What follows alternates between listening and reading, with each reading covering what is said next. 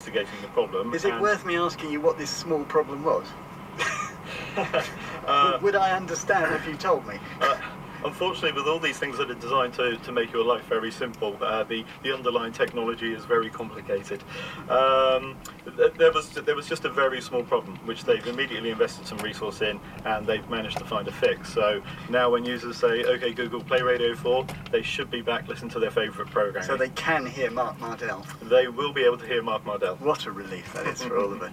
I think the broader question that this raises is, how do these things work? You know, why can these devices like Google Home and the Amazon Echo understand what I want when I say play Radio 4? It's really about, we're standing on the cusp of this sort of industrial revolution in internet services, and that's really through the introduction of artificial intelligence.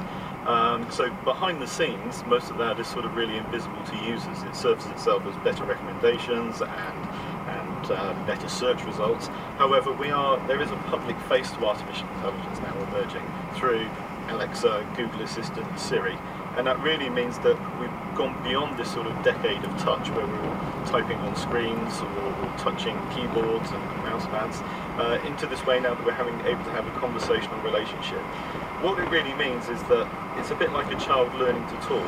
We have to teach it, but also it has to learn. Which, like children touching and learning as well, it occasionally makes mistakes. Many years, particularly under the previous Labour government, but it's not been put right yet. I think it's great that we're now seeing the government taking this step, as promised in the election manifesto, to put grammar schools on a level playing field, to make sure that they are able to expand, to meet some of the enormous demand there is from parents for grammar school education. They are very popular schools. The public wants more provision in them, and this is a measure that's going to allow some of that to happen. Great, Brady, thanks very much. Coming up, we debate if it's right to block the music of R. Kelly, and Edward Sturton is in Jerusalem. Because Israel is marking its 70th birthday, we debate whether today's politics has become a prisoner of this region's history.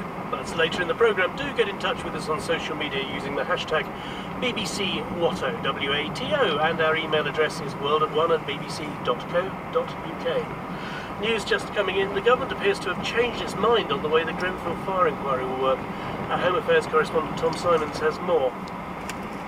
Yes, what the government has said this lunchtime is that it's going to add 2 new panel members to the inquiry. Now, the inquiry technically has a panel, but of 1 person, and that is the chairman, Sir Martin Moore-Bigg.